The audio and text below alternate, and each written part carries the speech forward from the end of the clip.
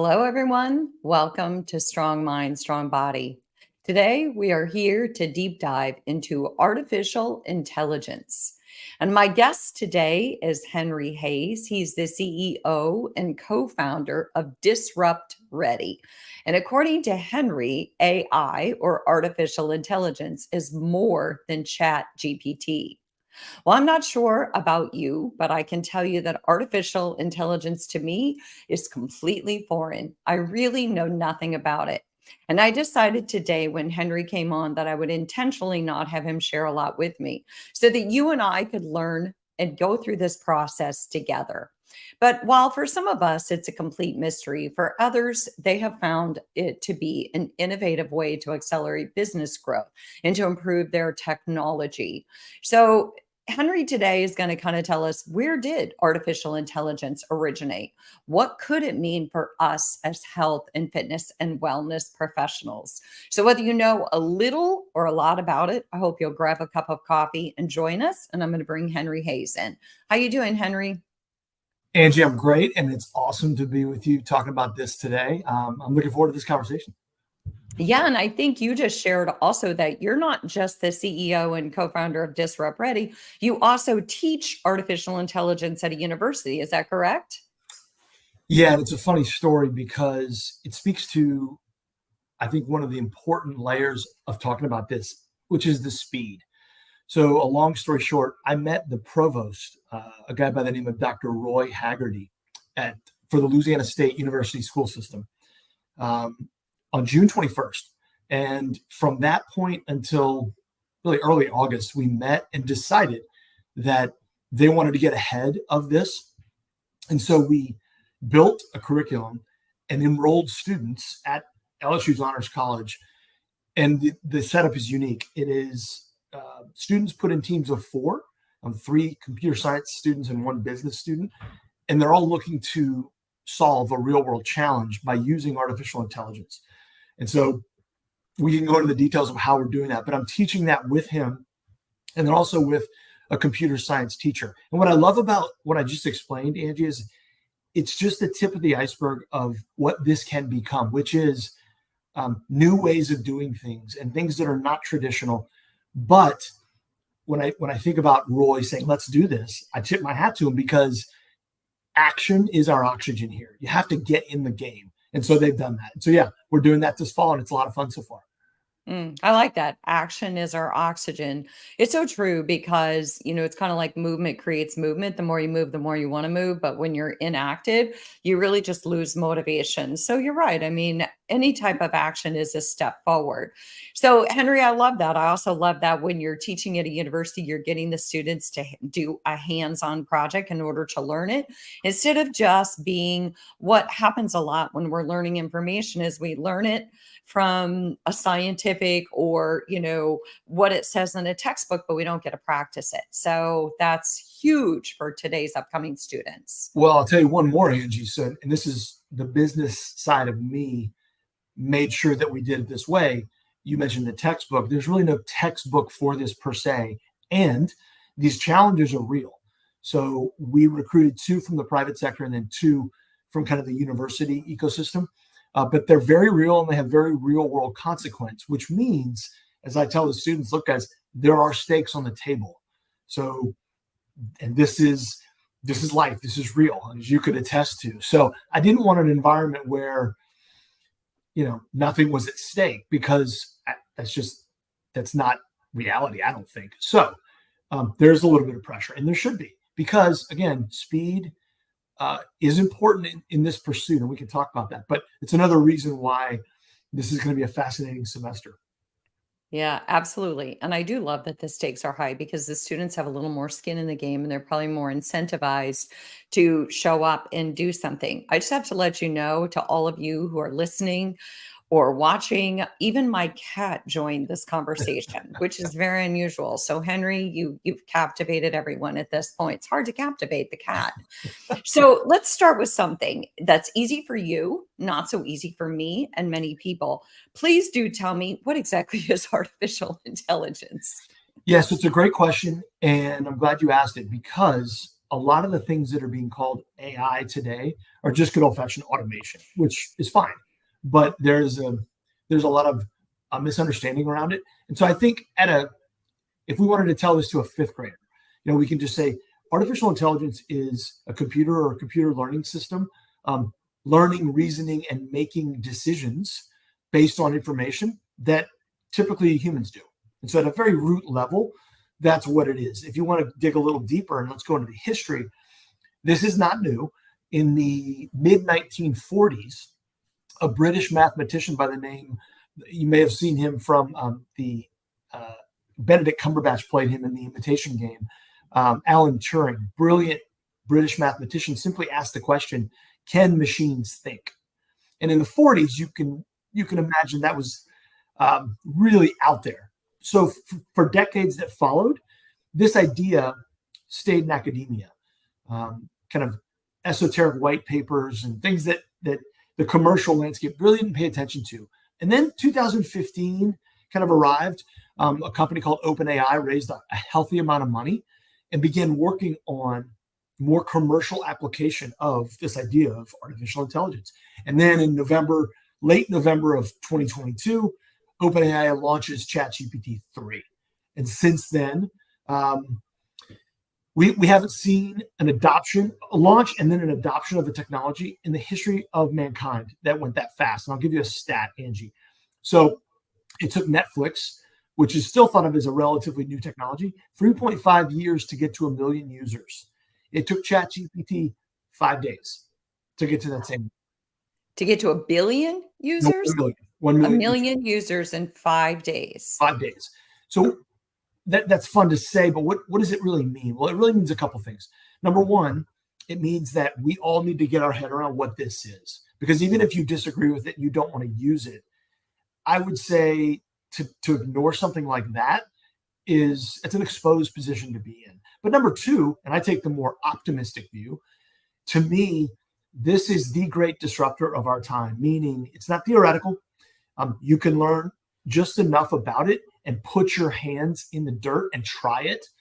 And that's when a little guy, a small company or a medium-sized company can be more efficient, more productive, and at the end of the day, generate more revenue and then begin to compete at a level that they simply haven't been able to in our business lifetimes. So all that said, we're almost getting bits of information and bits of, hey, what about, this has come to the fore every week with this technology. So it's a lot to keep up with, and that can be overwhelming, but I would say to your audience, now is the time to get into the game.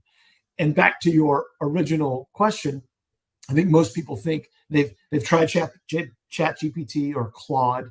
They have an account and they've used the copywriting function, and so they know AI. And I'd say that's kind of the kiddie table. It's great that you're doing that, but you need to go 2, 3, 4, and 5 layers deeper, because when you do, you can really see how this is going to change your business.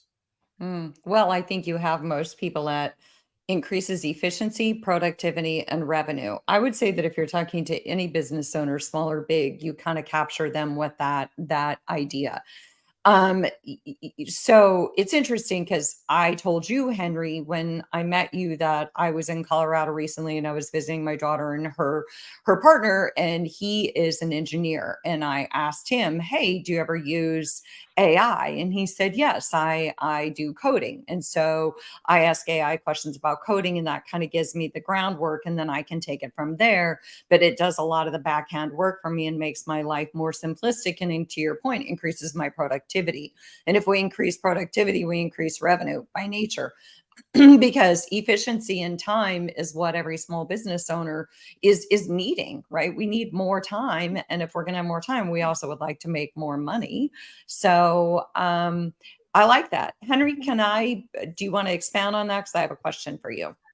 Yeah, sure. I think so. And this is a great time. I wanted to introduce a phrase, Angie, that is quickly becoming not commonplace, but I say it in almost every one of these I do, which is never the same again. Now, what does that mean? That means when someone like you, Angie, or your listeners really understand what's going on here and where to use this, there are going to be a lot of instances of Once you introduce it, that is never the same again. An example might be a task that today a human does. So pick one of a million, right? And you say, wait a minute, can we automate that? And can we use artificial intelligence to go quicker and create a better output? And the answer is typically yes. And so that means you will never do that task the same way again. Think about the ripple effect of what that means to a business.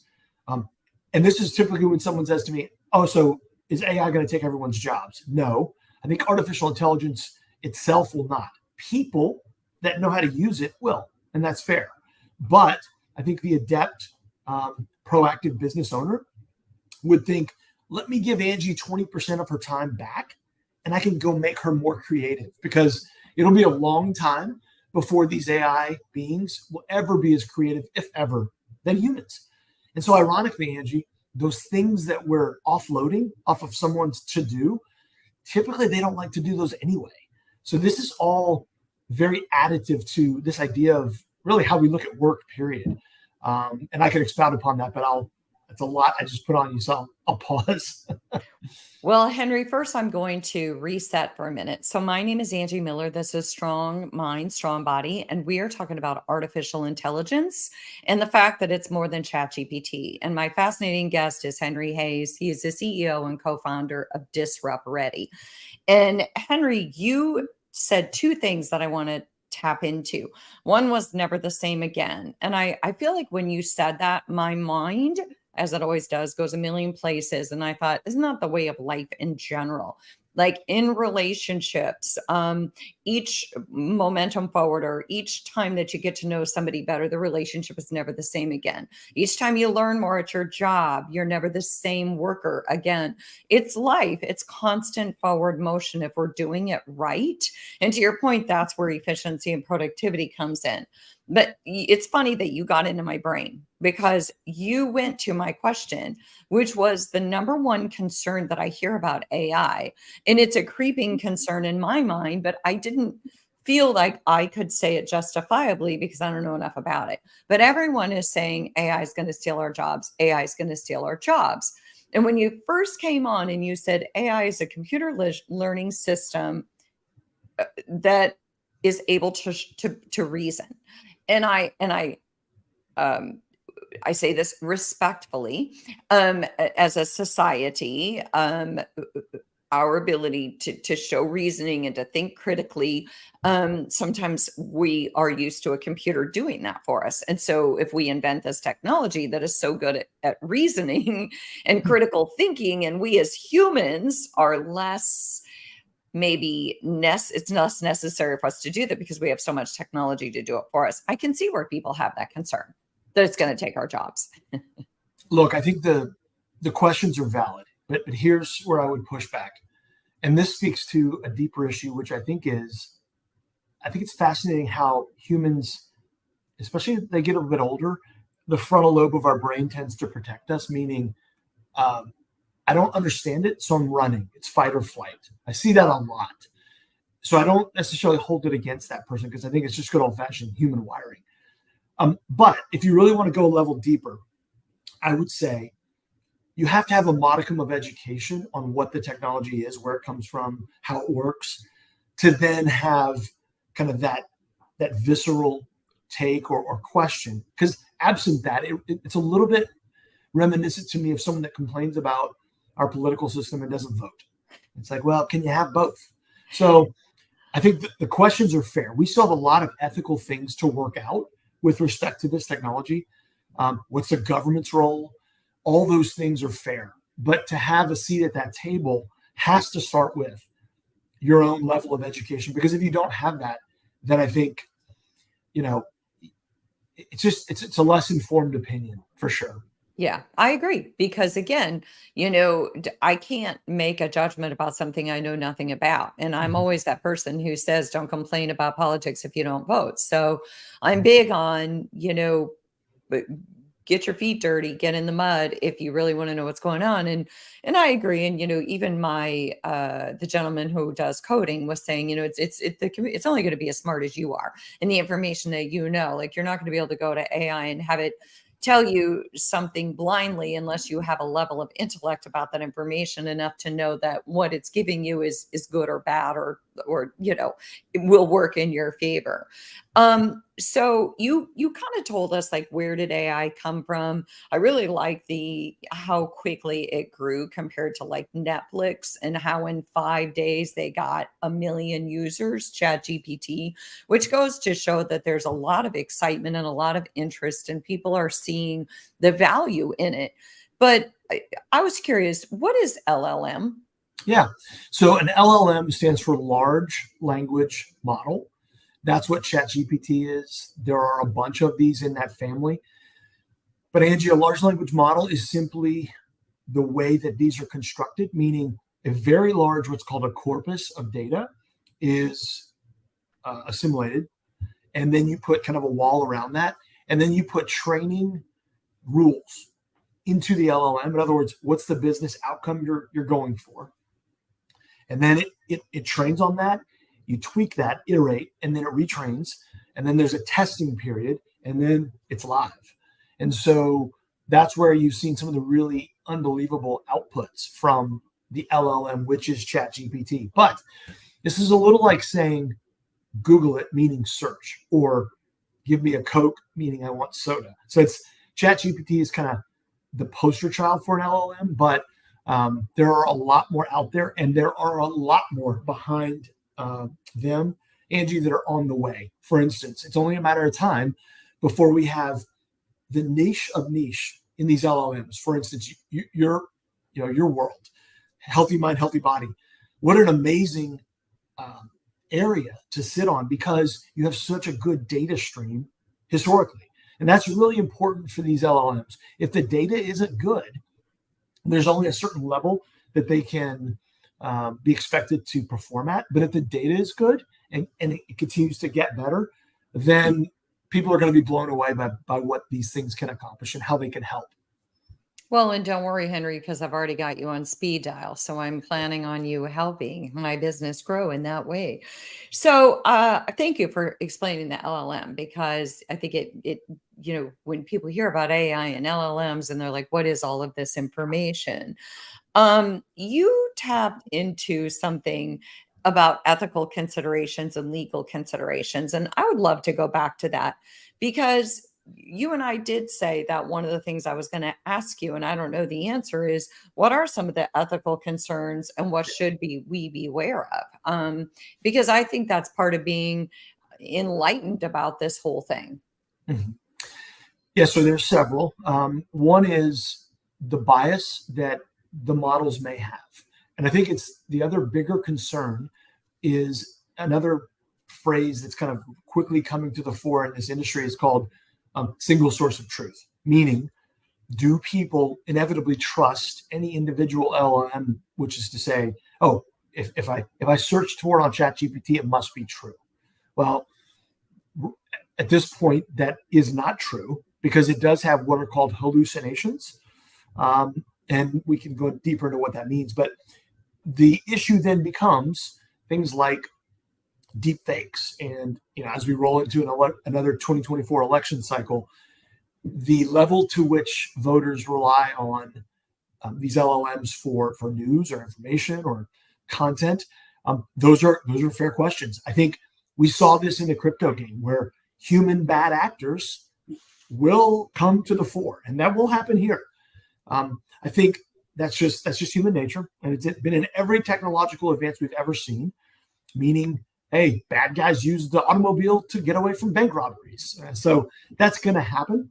Again, I think I'll go back to my statement a minute ago, Angie, which is he or she who is most educated about this is going to win long term, because as long as you assume that will happen, then I think you begin to develop guardrails, whether they're personal or around your business, as to how you see this. A great example of this right now, as we're doing this in early September into 2023, would be the blockchain. You don't hear a lot about the blockchain now because AI has kind of taken a lot of that oxygen out of the room. But the blockchain, in terms of its architecture and its structural integrity of the actual software, is sound. And so that is going to be around, and it's going to be around for a long, long time. But people have looked at what's happened in the crypto landscape and said, okay, that's a passing fad. That's a mistake to make. And I only got there because I took the time to dig in and understand, okay, what's really going on. Drop all I don't care what crypto's who's a millionaire. I have no interest in that. Because when you get to that level, you can then say, oh, I can see where this is going to be transformative. So we will have those moments with this technology. And so I think, again, it's incumbent upon that person to, like, where is your brain? Where's your head wrapped around this? I give a presentation, Angie, on disruption. And I talk about in 1908, Henry Ford rolled out the first Model T from his assembly line in Michigan. And then I show a picture 2 years later of the same car, which is deeply stuck in mud, clearly. And the inference is the infrastructure simply wasn't ready. And that was 2 years after, in 1910. So can you imagine you and I, Angie, looking at that car in 1910 thinking, yeah, that was a foolish purchase. Well, who was born outright? Clearly, the automobile, the infrastructure caught up, the roads caught up. But again, this is human nature to say, see, I knew it. I knew my instinct was right. I should run from this. And that's a mistake. And we teach that, look, you can do the deep dive and then say, you know what, we understand it and we're going to wait. Great. That's incredible. Because then you've gotten yourself to an evolved understanding and you say, we're going to wait. I applaud that. But saying we're going to wait without the educational backing, I think that's a mistake. So Henry, I hear you, and I have to sit with that for a minute, and I want to kind of expound on that, because really what I hear you say is it's fine to have the information and the knowledge and then to say, I'm not quite ready for this yet. But you're saying it's a whole next level thing to say, to judge, condemn, pass criticism, but not really know the inside information. And I think to that point, you're right. That happens a lot in politics. I want to reintroduce you. I'm Angie Miller. This is Strong Mind, Strong Body. And if you're just coming to us, I'm talking to Henry Hayes, and we're talking about artificial intelligence and how it's more than ChatGPT. And Henry is a wealth of knowledge. He's the CEO and co-founder of DisruptREADY. And what we're talking about, I asked Henry, what are some of the ethical considerations and some of the legal things we should be aware of? And Henry, I hear you say a number of things, but one of them is just be informed first and foremost. And I like also how you said the models could be biased and how, a single source of truth could get us all into trouble. My mind went to, people voting based on what they see on Facebook. I mean, it's kind of that whole, where are you getting your information from? And are you getting it from a wide variety of sources so that you know that you are not biased toward any one source of information? You said single source of truth. And then you said that AI can have hallucinations. And I can't let that one sit. I have to know what you're talking about there. Okay, so a hallucination, remember, the way that these are either billions or trillions of bits of language data, which means text, PDF, Word documents, summarizations of video, just like we're doing right now. And so from time to time, these LLMs will have a hiccup or what's called a hallucination, meaning it won't get certain things right. Now, this is a great opportunity to go back to what I just said a minute ago. Every now and then, someone will be using it and they'll be looking for a gotcha moment to say, that's not right. And I knew it, and this is fraudulent technology, so I'm gonna go back to what I was doing. I think that's a mistake, because you step back unemotionally and say, okay, I understand why, if this is a baseball game, we're in the bottom of the first inning here. This will be smoothed out over time, and it'll continue to get better. And I'm going to be a part of that. Again, in any technology that's come to the market, think about the speed of the internet in the late 90s, early 2000s. Clearly wasn't anywhere near as fast as it is now. And you could have said, well, it's nowhere near as fast as I need it, so we're going to go backwards. And that would have been a mistake. And so I think for hallucinations, don't use it as a gotcha moment. Understand what's going on. These tokens are processing at such a speed that sometimes it does hallucinate, but those are getting smoothed out over time. and it's a part of the growth of the technology.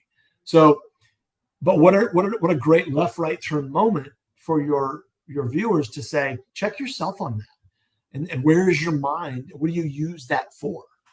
hmm Yeah, well, and I think your whole message is be open to what could be open to possibility, be open to how this could benefit you now, not how it could harm you. But you also said something earlier, and what I thought about was obstacles. And I think what you're really saying is we all have to be aware of what could get in the way, just because that makes us more, I think, intellectually open to exploring.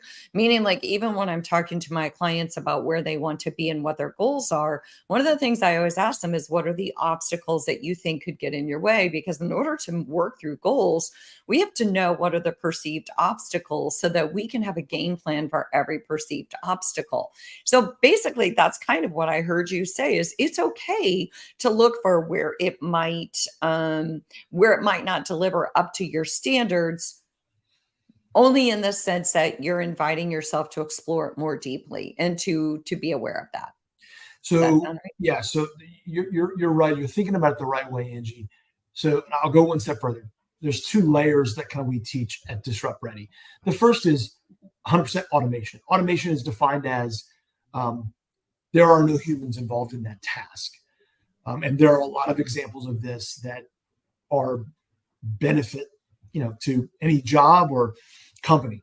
The other more important and more interesting in our minds is the automation piece.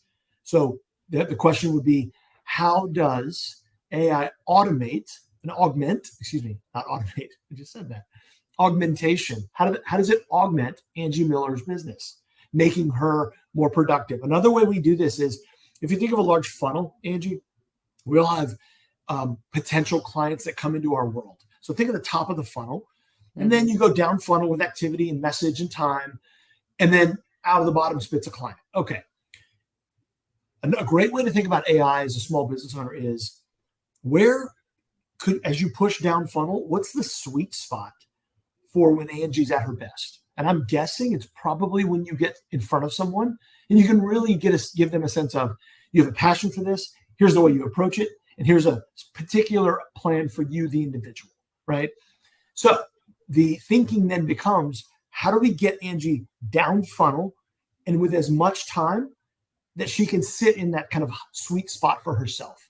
Because when you can do that, you're more productive, you're certainly more efficient, and you should drive more revenue.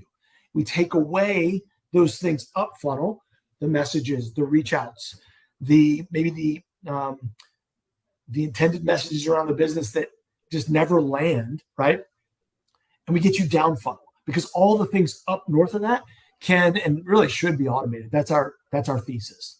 Hmm. So Okay. So automate what you can, automate the more simplistic tasks that, to your point, and one of the things you said early on was these are the tasks that most people don't want to do anyway.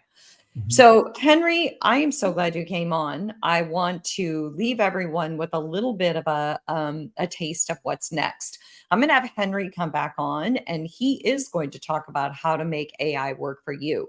So, I wanted Henry to come on as like a two-part series where this is what AI is. This is kind of how it's disrupted our world in a good way, and or depending on how you view it, and that's all okay, depending on what your take is on it, because everyone is entitled to feel how they feel based on the information that they know. And so it's just inviting a conversation about AI and realizing that it is more than Chat GPT. And Henry will be coming back on, and he's going to let us all know, as fitness, health, and wellness professionals, we're going to deep dive into how actually can we make it work for us. So, Henry, thank you so much for coming on. Thank you to all of our Strong Mind, Strong Body listeners. We will see you next time.